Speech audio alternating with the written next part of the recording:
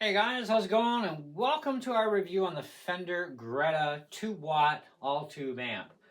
Alright, so this thing came out back in 2012, tabletop vintage radio style. They call it the Pawn Shop Special Greta. Alright, so they say 1 watt clean, 2 watts really dirty. Anyways, so they go on with their write-up. I'm not going to go into it, but bottom line here is it does use a 12 AT7 tube for the amplifier, which is actually pretty uncommon, apparently, and a 12AX7 for the preamp. Very common. I've actually seen 12AX7s used as a amplifier output tube.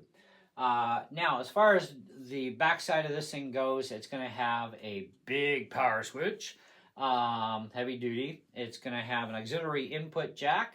It's going to have your guitar input jack, and it's going to have 2 output sources. One will be line out, which you can go into a USB interface or directly into another actual guitar amplifier or a PA amplified speaker direct, or go into a PA system with it. And so yeah, if you want to play live with this thing, plug her into a PA system, and then you can play live that way through the line out.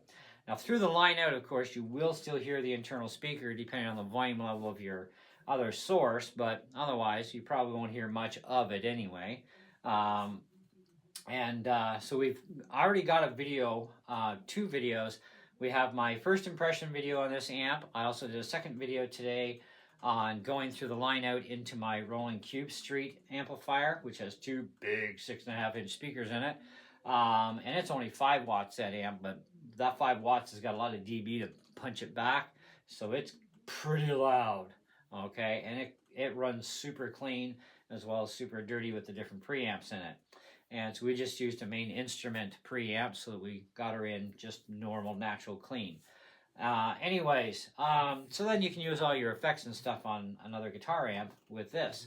Now, with this, I would not recommend or suggest pedals or pedal boards running through the little 4-inch speaker because it's going to not sound that great. It does have some clean sound to it with the 4-inch, but it's going to break up soon, okay? It's not going to be clean that long. Low volumes, you're okay, and it's going to stay nice and clean for you.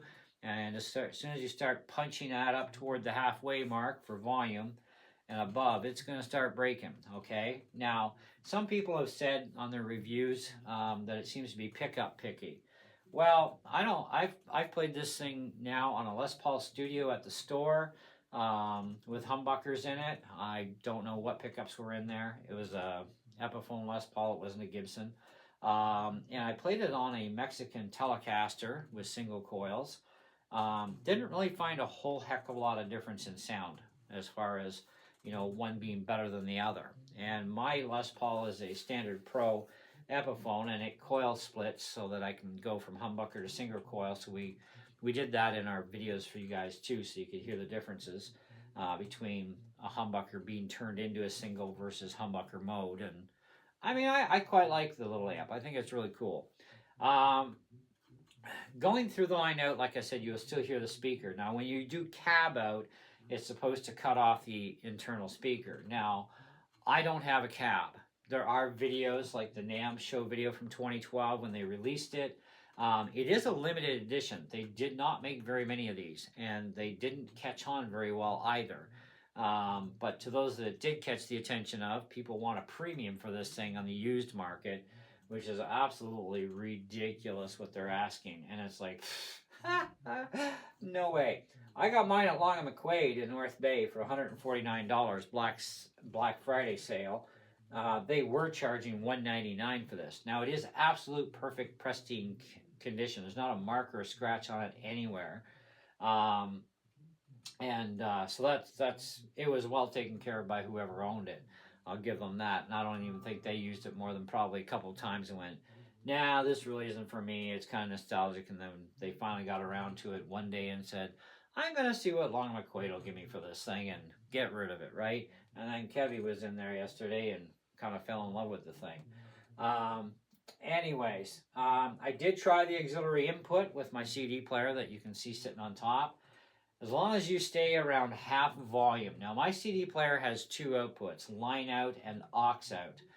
And interestingly enough, volume control on the amp is going to control the volume of both the guitar and the CD player, MP3 player, iPad, or your phone, whatever you've hooked into the auxiliary, okay? They're going to be controlled together, all right? Now, if you want more control over your external audio input that you're using, then go through the headphone jack. Then you've got that control over its volume, so you can, you know, boost up your guitar more or whatever. But I decided to try both. I really didn't like it on the headphone jack, so I went to my line out. And either way, the volume control does control both your guitar and your device no matter what. It is tied, which is very uncommon for that. Okay, usually your device controls, and it's going to be whatever power level you get. So that's interesting. But now with the external cab feature, like I said, NAMM's got some videos. Other YouTubers have done videos with 1x12, 4x12 cabs, and that does really make a huge difference in how long this thing will stay clean for before it starts to break up, because it does have that natural breakup in it. It's kind of like an old-fashioned radio kind of deal is what they're kind of really referring this to as. So the top paragraph on here is, in the playfully diminutive form of a vintage tabletop radio, the Pawn Shop Special Greta model is quite possibly the most unusual Fender tube amp ever. I'll give them that. In fact, nobody would blame you if you saw a Greta and not realizing its true identity. Tried to tune and okay, so they're saying, and somebody tried to tune in a local weather on it. Well, that's not going to happen because it's not a radio. It's an amplifier. But it looks like an old-fashioned radio. It's kind of really cute. I honestly don't know how much use I'm even going to get out of this thing, but I will say this: I can crank it full blast in here, and I already know I'm not gonna, hear from anybody that lives upstairs going, "Turn that thing down," because it's not that loud. We've already gone through that, and we've cranked it full blast in here, and it's 2 watts of low dB output. Now, so many of you don't realize wattage versus dB, and it's the decibels that count. If it can't create the decibels, then yeah, it's not going to put out much, even high wattage. I've had a 2,000 watt amplifier in here, drum amp, and that was no 2,000 watts, even at the dB level it did push. 2,000 watts would require a heck of a lot more dB than what that amp was able to put out. And we played that on my drum kit in the church, my electronic kit that I took with me. I think that was my Yamaha, I think it was a DX something or other. Anyways, it was one of those pad type things, and I put a kick on it and other stuff. Anyways, we cranked that amp full blast for you guys, and I gotta tell you, it's 2,000 watts. That's bogus. All right, I know what 2,000 watts of real horsepower sounds like. I know what 3,000 watts plus sounds like too. And it's deafening, trust me. Anyways, but yeah, the built-in speaker does work well, but you can't push it hard before it starts to break up. But that's the design factor. It's designed that way. It's like the old-fashioned radio sound, right? When you started cranking up your old radios, what did they do? They started to distort.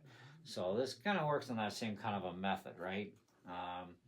Anyways, I think it's cute. I think it's cool. I would never have paid $200 for it. I would have walked away. But the $149, I figured, well, that's not so bad. $149 I'd pay. Reverb, eBay, you get this thing from like $300 and some dollars right up to over $500 and some dollars. People are asking for it. It's ludicrous. The shipping charges, some people are asking, oh my goodness, even twice what they're asking for the amp, in some cases. Or they're asking the same amount for shipping on top of the price of the amp. And it's like, where's it coming from? Mars? Like, seriously, that is just absolutely insanity. You gotta be really gullible to pay those prices. Now the red looks nice, and it is wood. The front and backs are wood apparently, and that's fine. Whatever. I do like the tone of the red. That's really nicely done. I love this gold. Now this is supposed to be gold up top. That ain't no gold.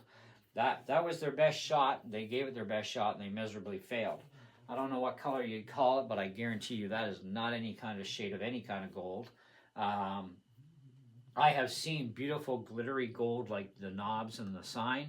As soon as you hit clear coat on them, it really kills it. It's like, pfft, there goes your gold color. There goes any gloss that was there.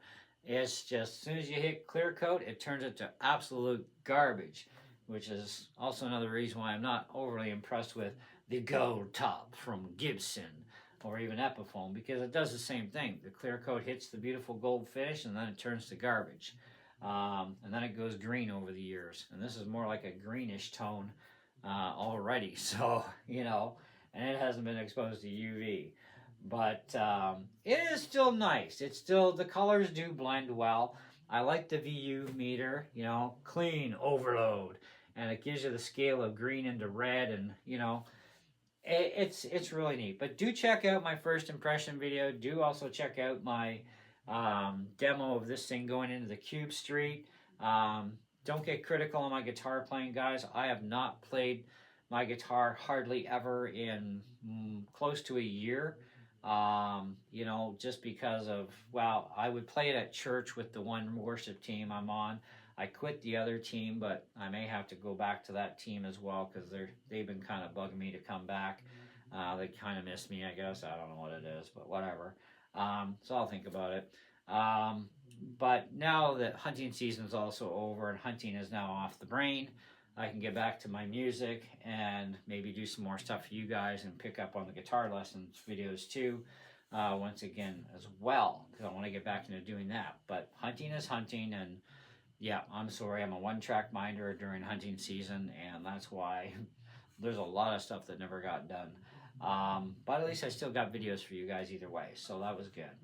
And I am overall very happy with this. I have no regrets, okay?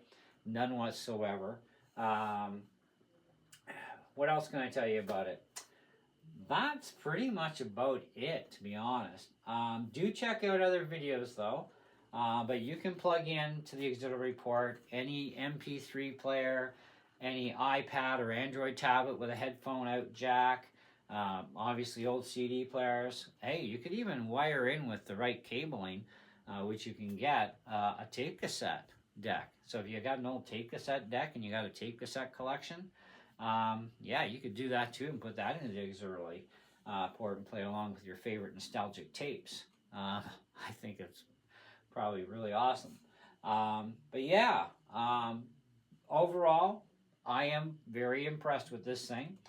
I would score between the features that it has to offer, what they have done that I've been able to test. Like I said, I can't test the cab out, and that is an 8 ohm minimum load.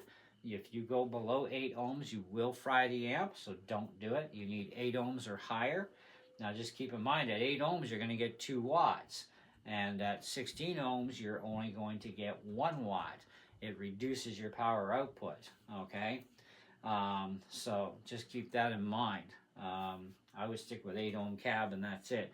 Doesn't matter how big your speakers are, but, you know, as long as it's an 8 ohm cab out the back end, then you're fine. But yeah, I have no regrets. Like I said, I really like it. The speaker sound quality is not bad on the clean side. On the dirty side, it's also not bad. But it would be nicer if it would stay cleaner longer, even with the 4-inch, but unfortunately that's not the way things ended up. And some people have said that it's not exactly what Fender had promised, especially on the clean side. It does limit you a lot to volume output, but it is what it is, and you're only going to get so much of a 4-inch speaker. And they couldn't have gone any bigger, and there's no other better 4-inch speaker, I guess, that they could have used, which they could have very well used a much better quality 4-inch speaker, but they didn't, okay? So I'm going to say that the sound for me gets a 3 out of 5 for the sound out of the built-in speaker. The entire system all together, though, I really honestly have to give this thing a 4 1/4. I think it's a fantastic little setup. Now, is it worth the $150? Yes. Is it worth the $200 normal price Long McQuaid was asking? Not to me, because I would have walked. Okay, I have a limit, especially for really old tech. I don't believe that old tech deserves to get some of the prices that people ask, because there is newer stuff that is far superior for the same money and less, and that's how I look at things. I'm not one of these nostalgia freaks, you know, and I also know what I can get for the same money or less money that is far superior, so I look at things differently. But $150, I had no problem paying $150. More than that, and no, sorry, I would have just left it there for somebody else to buy. Okay, so it was good they had it priced properly enough that I was willing to pay it, and the condition is impeccable regardless. And there are impeccable conditioned ones on Reverb and whatnot, but they want way too much money. I mean, this thing was only 400 Aussie dollars new, you know, like, so in Canadian dollars that's about, I don't know, 400 and some dollars. In Canada, the US would have been probably somewhere around, maybe at that time in 2012, rough guess, I'd say probably maybe 300 bucks. I don't know, if you're an American and you got one of these things that you bought brand spanking new in 2012, let us know what you paid for it in American dollars. That'll help us all out. Yeah, either way, tis what it is. Thank you for sticking around for the review as well. And if you haven't caught the other videos for the demo first impression video and our demonstration using the line out, go check those videos. Just type in Fender Greta on my channel and you'll come up with 3 videos. Okay, this included, obviously. But yeah, and I got a playlist, which it'll be going to be my music gear playlist, so you can check out other stuff too that I got in there, among other videos on my channel. So, meantime, thanks a lot, and we'll catch you on the next one. See ya.